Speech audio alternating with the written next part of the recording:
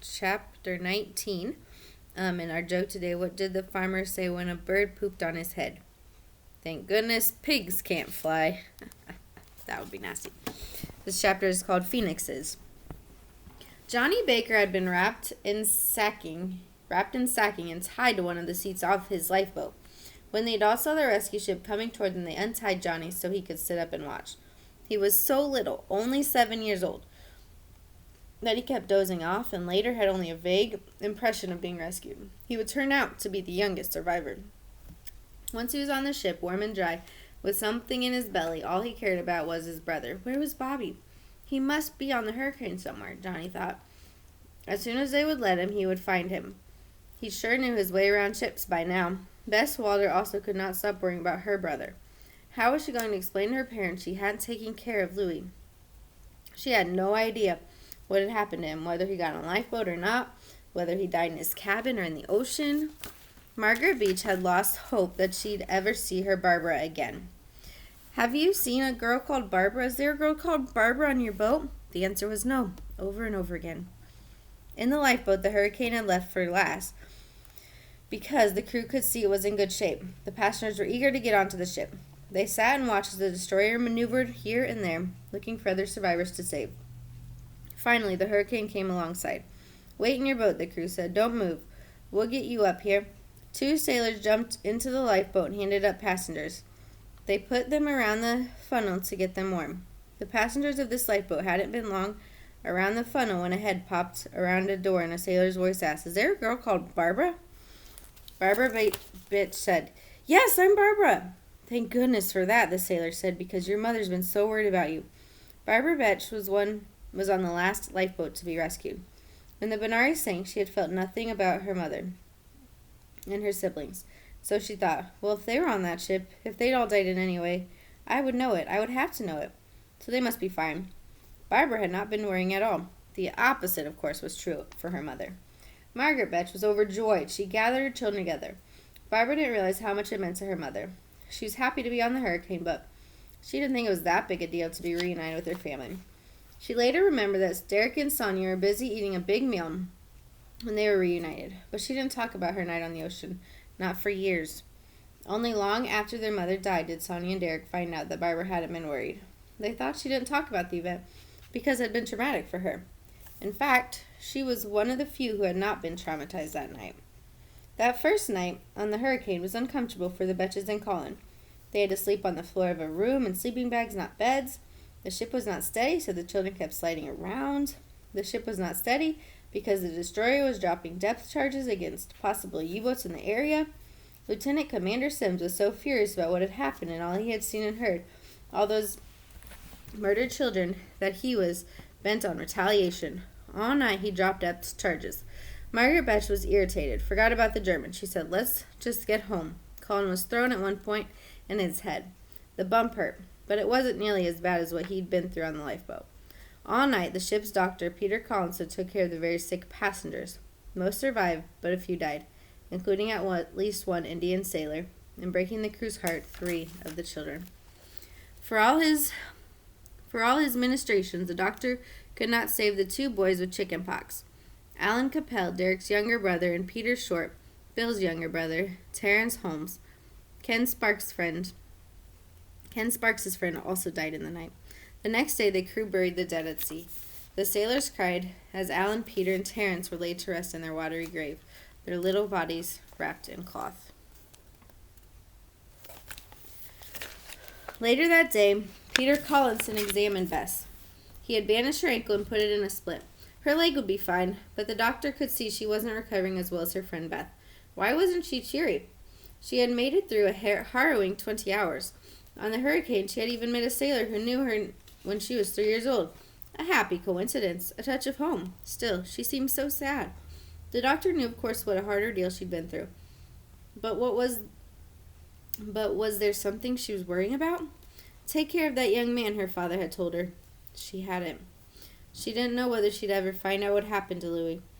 These thoughts kept going through her head over and over again. Yes, Bess said. Yes, I'm worried about my little brother. He was only 10 years old. Had he gotten on a lifeboat? Had he drowned? How would she tell her parents that she was coming home without Louis? Two things had kept her alive as she held on to that keel. One was Beth. The other was the knowledge that she would have to get home and explain to her parents what happened to Louis. Now she was tortured. How could she tell them that her little brother had died, that they had lost their only son? What would she say? The doctor tried to be reassuring. He said, "What if I told you that some mummies and daddies will not be having anyone return? Your mummy and daddy would feel so much better than you think. So come on, cheer up." But the thought of other children dying did not cheer her up. It would not cheer her parents either. Her brother's absence weighed heavily as the ship sailed towards Scotland. What had happened to Louis Walder? Louis had been on lifeboat too with the beloved escort, Michael René. René had two of the littler children in his arms. Several other Corp children were on this boat, including Rex Thorne, who was 13, and like Louis had a sister on the ship, Mary for short. Mary was younger, and Rex was very worried about her. There was a 13-year-old boy, George Crawford, and one of Mary Cornish's girls, Maureen Dixon, along with 11 others. Like so many on lifeboats, it had tipped as it was being lowered, and Louis had fallen into the sea. George Crawford saved Louis, pulling him back into the lifeboat, but then George lost his balance and fell into the ocean himself, and they never saw him again. That was just one of the tragedies on Lifeboat 11. Michael Rennie kept rescuing children. Michael dove in after them, one at a time, over and over again. Louis watched him with awe. Other adults on the boat warned Michael to stop, not to risk his own life, but Michael was reported to have replied, "There are still children in the water, and I must get them." He dove in for at least a dozen children. It was a grueling night for Louis and Rex and everyone else in their boat. As the night wore on, most of the children Michael Rennie had pulled from the water died. Rex Thorne was terribly upset about his sister, fearing the worst, and he was right. Mary Thorne was among the first to die, on Sybil Gilead Smith's lifeboat, along with Joyce Keeley and the Grimman girls. But Michael Rennie persuaded Rex and Louis and the others that help would be coming. He told them exactly what would happen and what they should do when the rescue ship arrived. Louis listened and kept his hope up. Michael was his hero, and he said they would be rescued. As the new day dawned, they found a case of condensed milk. Everyone on the boat was given a tin, reported one of the crew later. This cheered them up for a bit. However, Michael Rennie got quieter and quieter. He was exhausted, wet, cold. His body was shutting down. He fell unconscious, though help was close by. Rescue at hand. Michael's body gave out, and he died before the hurricane arrived. He was 23 years old. Louis was devastated. Louis Walder and Rex Thorne were the only ones still alive out of the 15 Corb children in their lifeboat. Both were in terrible shape. Rex couldn't stop shivering, even with a blanket wrapped around him. The bartender from the ship, Jimmy Proudfoot, held Rex in his arms. He kept an eye on Louis and prayed and prayed. The boys could not die like Michael Rennie before rescue arrived. Now, on the hurricane, Johnny Baker kept looking for his brother.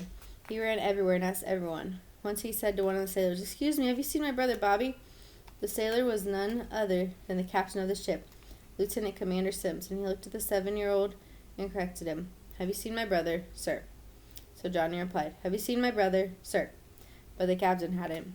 Johnny Baker would never know exactly what happened to Bobby. Bess Walder lay in bed, sick and sad. She heard Lieutenant Commander Sims banging on her door. "Sit up, miss," the captain yelled. Bess sat up. "You always did what the captain said," she reported later.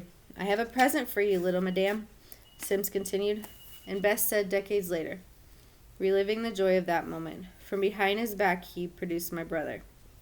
Taking a tour of the ship with some of the crew, Louis had seen a familiar green bathrobe hanging in the boiler room, drying out. "That's my sister's," he told one of the sailors. "How do you know, son?" the sailor asked him. "Because," Louis told him, "that's the one she had a row with Mommy about before we left." Now looking at Louis right there before her, Bess was overwhelmed with relief and joy. But her first instinct was to be angry. "Where have you been?" she yelled.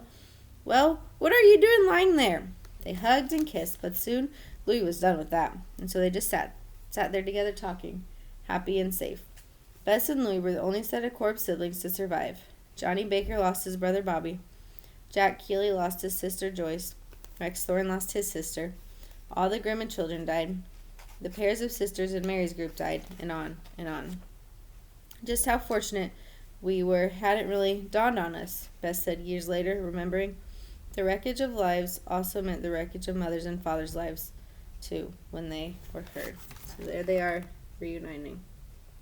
She was very worried, and extremely grateful that her brother was found alive.